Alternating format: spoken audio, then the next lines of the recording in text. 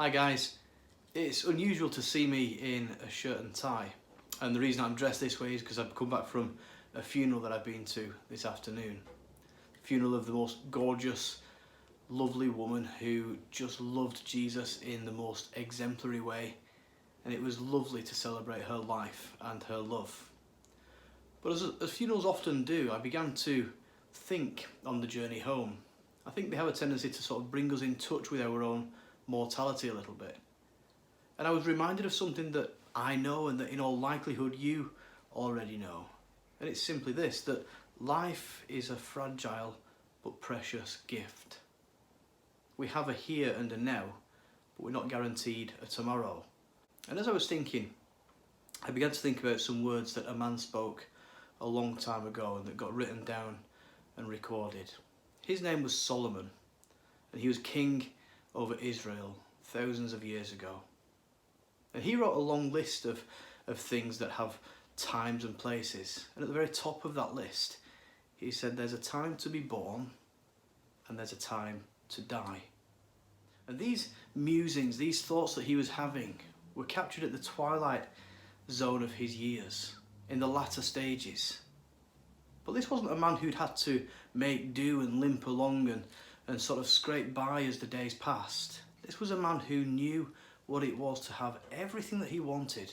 He was wealthier, the records show, than his wildest dreams would have ever conceived. He was powerful and influential beyond what he could have hoped or imagined. He was, to all intents and purposes, a success in the eyes of everyone that saw him.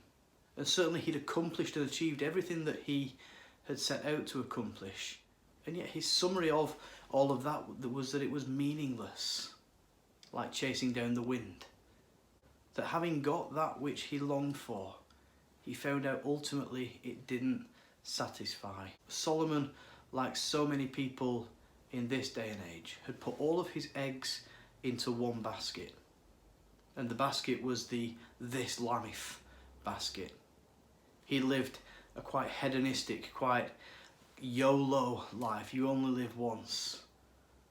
Chasing pleasures and pursuits and things that he thought would make him feel good, feel satisfied, feel contented, and yet repeatedly frustrated by the fact that they didn't.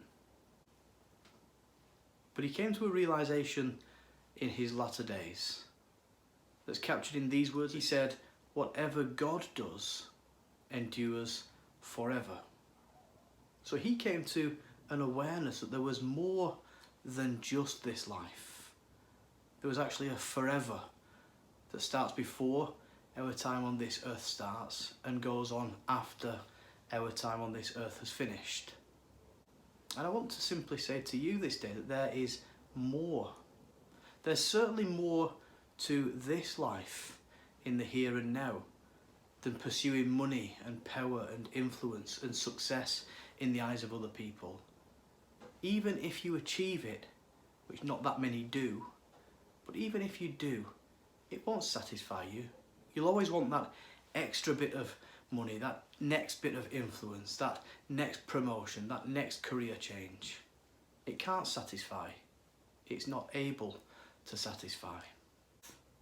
I wonder if we took a different view of the 70 or 80 years that we have, how that would affect what we did, what we pursued, what we invested in, how we conducted ourselves, where we put our energy and affections. I wonder, instead of pursuing the things that can't satisfy and that actually we leave behind when we go to the grave, what would life look like if we invested in things that do last forever?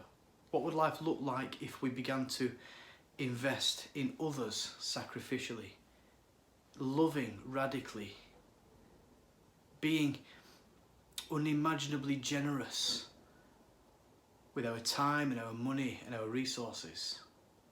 And if we poured ourselves out for the sake of other people, what might that begin to look like? The possibilities are endless, I'm sure you'll agree. And I wonder if you'd be willing to join me on this adventure of living not just to amass and accrue for the 70 or 80 years that we're here, but to invest in the things that are eternal, the things that are going to last beyond our lifetime and the things that go beyond the grave. God bless you guys. I'll speak to you soon.